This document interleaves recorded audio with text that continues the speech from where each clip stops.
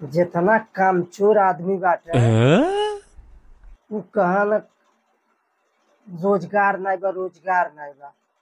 और इठे भाई साहब के नहीं देखा था भाई मजा आ जाएगा इसमें। ये कैसा दिमाग लगाया भाई साहब। भाई ये कॉकरोच को यार, ये कॉकरोच को ना, ये बेचारे कीट पतंग जानवर के भी रोजगार देखा फर्स्ट क्लास का तांगा बना दिले। आराम से बेचारा यू अपन दू पैसा के मनई हो गए। अबे उ घरे अपन साग सब्जी